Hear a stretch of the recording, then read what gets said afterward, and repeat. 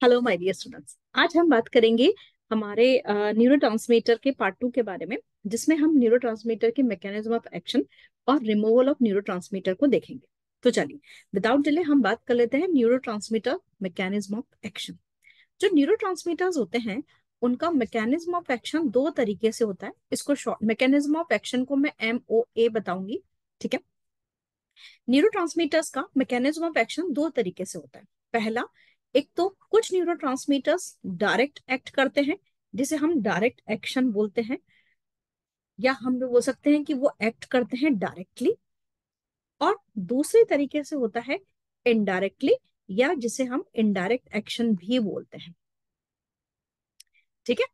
अब direct action और indirect action क्या क्या होता है वो हम बात कर लेते हैं कि डायरेक्ट एक्शन और इनडायरेक्ट एक्शन क्या क्या होता है। ठीक है। अब यहाँ पर जो है, ये जो है डायरेक्ट एक्शन और इनडायरेक्ट एक्शन की हम बात कर लेते हैं। ठीक है। तो जो डायरेक्ट एक्शन होता है, चलिए फटाफट से direct action.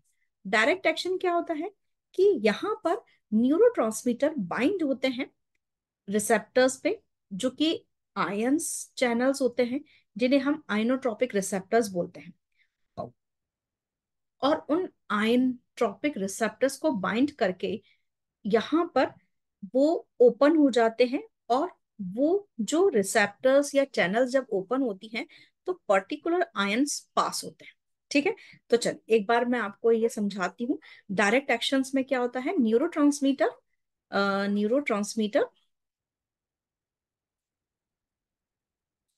Bind to an ionotropic receptor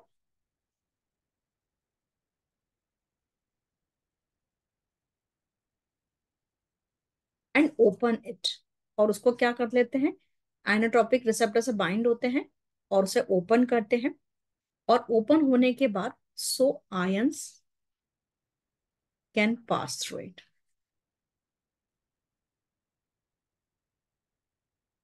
ठीक है। जैसे मैं आपको दूसरे डायग्राम एक डायग्राम से समझाती हूँ। जैसे ये आपका मेम्ब्रेन है। ठीक है। ये आपकी मेम्ब्रेन है और मेम्ब्रेन के अंदर यहाँ पर जो है आइनोट्रोपिक रिसेप्टर्स है ये वाले। ठीक है। अब यहाँ पर जब न्यूरोट्रांसमीटर बाइंड होता है, सपोज दैट कि जैसे ये न्यूरोट्रांसमीटर है, ये आया और बाइंड हुआ ऐसे। जैसे ही ये बाइंड होता है, यहाँ पर क्या हो जाता है, जैसे ही ये बाइंड हो गया, यहाँ पर ये न्यूरोट्रांसमीटर ओपन हो गया। ठीक है। जैसे ये यहाँ पर इसको ओपनिंग को हम कैसे रिप्रेजेंट करेंगे, ये ओपन होगा, ये देखिए ये यहाँ पर ये ओपन हो गया। ठीक है। और जैसे ही यहाँ पर ये ओपन हुआ, एक सेकेंड, ये ये पता नहीं क्या हो रहा है इसमें, ये ना विड्थ, अच्छा ये मैं विड्थ ले लेती हूँ। हाँ, ये यहाँ पर ये ओपन हो गया। ठीक है। ये मैंने इसको हटा दिया, तो ये जैसे मैंने ब्लैक कलर हटाया, इसका मतलब ये ओपन हो गया। तो जैसे ही ये ओपन हुआ है, उससे क्या हो गया कि जैसे ही ये ओपन हो गया है तो यहाँ पर क्या हो गया कि अब जो आयंस हैं वो आयंस मूव हो गए अंदर के साइड पे। ठीक है। तो जिससे क्या हो जाएगा, वैसे ही यहाँ पर जो है आयंस मूव हो गए। आयंस मूव हो जाते हैं तो आयंस मूव होने की वजह से मेम्ब्रेन पोटेंशियल जो है वो चेंज हो जाता है। और वो जो मेम्ब्रेन पोटेंशियल चेंज हो जाता है तो वहां पर जो है प्रोपोगेशन यानी कि इम्पल्स प्रोपोगेट करती है। तो so ions can pass through. So membrane potential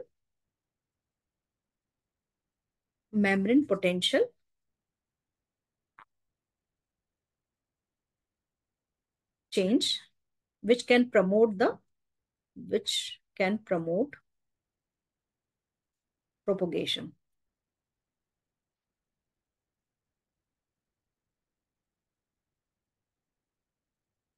ठीक है।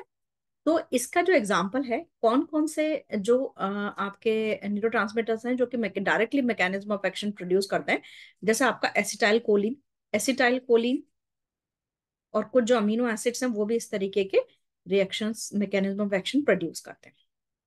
ठीक है। ये हो गया आपका डायरेक्ट एक्शन। अब हम बात कर लेते हैं इनडायरेक्ट एक्शन की। चलिए इसका स्क्रीनशॉट ले लीजिए, फिर मैं जो है स्लाइड चेंज करें। यहाँ पर जो इनडायरेक्ट एक्शन है, इनडायरेक्ट एक्शन या इनडायरेक्ट जो वो बिहेव कर रहे हैं, इनडायरेक्ट एक्शन में ये वो क्या करते हैं न्यूरोट्रांसमीटर, जब न्यूरोट्रांसमीटर बाइंड होता है रिसेप्टर से, जब न्यूरोट्रांसमीटर बाइंड होता है रिसेप्टर से, बाइंड विद रिसेप्टर,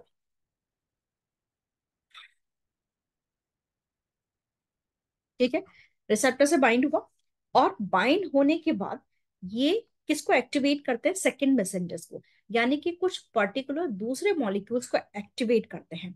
तो ये क्या करेंगे, activate second messengers, activate second messengers. और ये जो सेकंड मैसेंजर्स होते हैं, यानी कि ये इसको ये समझ लीजिए कि ये एक तरीके से मीडिएटर्स होते हैं। तो ये मीडिएटर मॉलिक्यूल्स जिन्हें हम सेकंड मैसेंजर्स बोलते हैं, ये क्या करेंगे, ये एक्टिवेट होते हैं। और सेकंड मैसेंजर्स के एग्जांपल हैं जैसे आपका cyclic GMP, guanosine monophosphate, GMP का फुल फॉर्म है गुआनोसिन मोनोफॉस्फेट, ठीक है। और जैसे ही ये एक्टिवेट होते हैं, ये यहाँ पर क्या करेंगे, ये सेकंड मैसेंजर एक्टिवेट होके फर्दर एक्टिवेशन और इनहिबिशन पोस्ट सिनेप्टिक न्यूरॉन्स में प्रोड्यूस करते हैं, produce,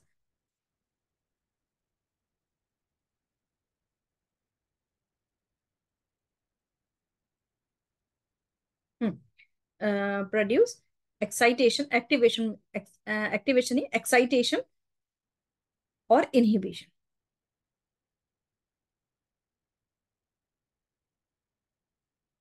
inhibition of post synaptic neurons. देखिए इसमें होता क्या कि यहाँ पर जैसे मेम्ब्रेन है ना, ये जैसे मेम्ब्रेन चली, ठीक है। अब यहाँ पर क्या हुआ है कि जब न्यूरोट्रांसमीटर, ये यहाँ पर ये न्यूरोट्रांसमीटर बाइंड हुआ, ठीक है, ये न्यूरोट्रांसमीटर बाइंड हो गया ऐसे, ये जैसे ही न्यूरोट्रांसमीटर बाइंड हुआ है, तो ये जो बाइंडिंग है न्यूरोट्रांसमीटर, ये साइक्लिक जीएमपी, साइक्लिक जीएमपी को या सेकेंड मैसेंजर जिसको हम बोल रहे हैं उसको एक्टिवेट करेगा। साइक्लिक जीएमपी फिर फर्दर आगे जो है इम्पल्स को फॉरवर्ड करना है नहीं फॉरवर्ड करना है, उस हिसाब से यहाँ पर जो है पर्टिकुलर आयन चैनल्स को जनरेट करेगा। और अगर आयंस को मोटी अगर जो है आगे फॉरवर्ड करना है, यानी कि अगर एक्साइटेशन करना है तो उस हिसाब की चैनल्स को जो है ओपन करेगा, और अगर इनहिबिशन करना है तो उस हिसाब के चैनल्स को एक्टिवेट करेगा। तो फिर यहाँ पर जो है साइक्लिक जीएमपी फिर फर्दर जो है दोनों तरीके के एक्शंस जो भी रिक्वायर्ड है उसको प्रोड्यूस करेगा। एंड देन फिर वहां पर जो है हमें जो भी एक्शन है वो दिखाई देगा। तो इनडायरेक्ट एक्शन में, भाई डायरेक्ट एक्शन में न्यूरोट्रांसमीटर रिसेप्टर के साथ सीधे बाइंड हुआ और हमें एक्शन देखने को मिला। लेकिन न्यूरो इनडायरेक्ट एक्शन में न्यूरोट्रांसमीटर बाइंड हुआ और यहाँ पर पहले साइक्लिक जीएमपी एक्टिवेट हुआ, देन फिर फर्दर मॉलिक्यूल्स एक्टिवेट हुए जिन्होंने एक्साइटेशन और इनहिबिशन को प्रोड्यूस किया, ठीक है। ये हो गया आपका mechanism of action. Now come to the take the, अच्छा स्क्रीनशॉट ले लीजिए ताकि मैं स्लाइड चेंज करूं। अब यहां पर जो है न्यूरोट्रांसमीटर्स का रिमूवल, जो हेडिंग है that is removal of neurotransmitter. Neurotransmitters जो होते हैं वो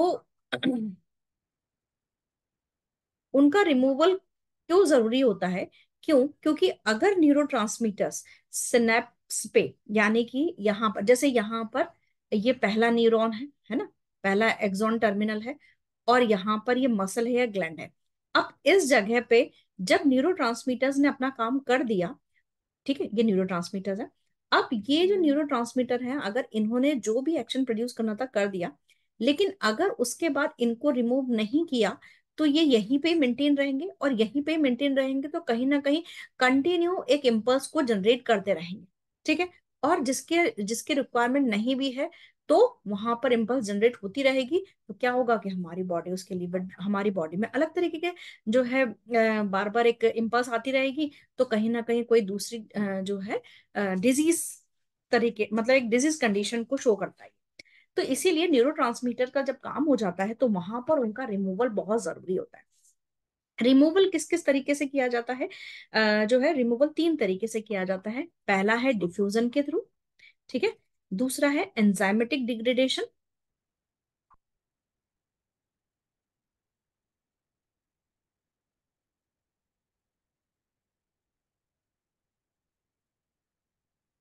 एंड तीसरा है यहाँ पर जो है अपटेकन बाय सेल्स, कुछ सेल्स जो होती हैं उसको अपटेक कर लेती हैं।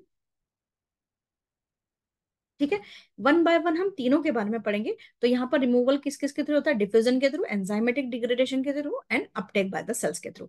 यानी कुछ पर्टिकुलर सेल्स होती हैं जो कि इसको अपटेक करती हैं। ठीक है, तो सबसे पहले हम जो है यहाँ पर डिफ्यूजन पढ़ते हैं कि डिफ्यूजन किस तरीके से होता है। जो डिफ्यूजन होता है, डिफ्यूजन मतलब सीधे सीधे से क्या हो जाता है, न्यूरो जो होते हैं वो सिनेप्टिक क्लेफ्ट में से वाइप आउट या डिफ्यूज अवे कर दिए जाते हैं, मतलब उसको वहां से हटा दिया जाता है या धो दिया जाता है कि भैया वापस यहाँ से जाओ, आपका काम हो गया, खत्म। ठीक है, तो इसमें जो है neuro some released neuro transmitters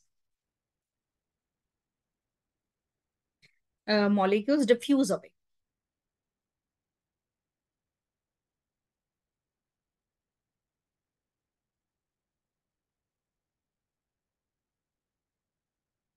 from synaptic left.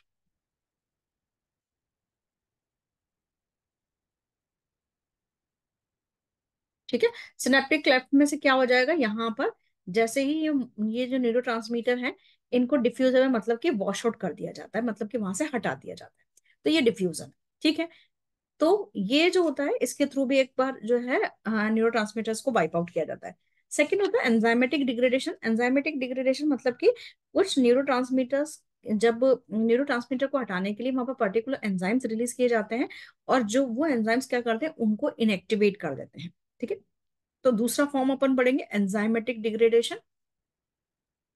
Enzymatic degradation, enzymatic degradation में क्या हो जाता है कि some neurotransmitters are degraded inactivated through the enzymatic degradation. ठीक है, इसमें क्या हो जाता है कि जैसे आपका एसिटाइल कोलिन है, एसिटाइल कोलिन को डिग्रेड करने के लिए एसिटाइल कोलिन एस्टरेज होता है, और वो क्या करता है एसिटाइल कोलिन को कोलिन और एसीटेट में कन्वर्ट कर देता है। ठीक है, तो जो एसिटाइल कोलिन है, एसिटाइल कोलिन को शॉर्ट फॉर्म में ACH से रिप्रेजेंट करते हैं, और ACH को क्या करते हैं, एसिटाइल कोलिन एस्टरेज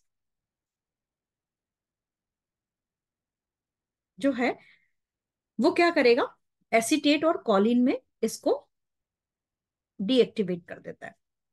ठीक है, तो आपका जो एसिटाइल कोलिन है वो एसिटाइल कोलिन एस्टरेज एंजाइम के प्रेजेंस में क्या किया जाता है, डीएक्टिवेट कर दिया जाता है, और जिसकी वजह से अब वो काम नहीं करेगा। ठीक है, तो एक तरीके से एंजाइमेटिक डिग्रेडेशन का भी पार्ट हुआ। स्क्रीनशॉट ले लीजिए ताकि मैं इसको स्लाइड चेंज कर दूं। अब यहाँ पर जो थर्ड पार्ट है, थर्ड पार्ट जो है वो ये कह रहा है, थर्ड पार्ट ये कह रहा है कि यहाँ पर अपटेक बाय सेल्स, थर्ड जो है वो हमने कहा था अपटेक बाय सेल्स, यही कहा था। अब देखिए यहाँ पर क्या हुआ है कि सेल्स को अपटेक करने के लिए यहाँ पर क्या किया जाता है। देखिए जो है मैनी बहुत सारे न्यूरो जो होते हैं उनको कुछ पर्टिकुलर सेल्स के थ्रू अपटेक कर लिया जाता है। ठीक है, और या सेल्स या बोल सकते हैं कि जो है अ, ये बोल सकते हैं कि या कुछ पर्टिकुलर मेम्ब्रेन प्रोटीन्स के थ्रू उनको वापस ले लिया जाता है। ठीक है, इसको मैं एक बार लिख देती हूँ। Many neurotransmitters many neurotransmitters are actively Uptake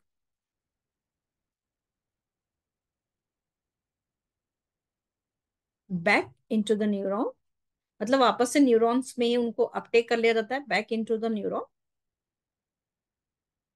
that release them, जिसने उनको रिलीज किया है, दैट रिलीज्ड देम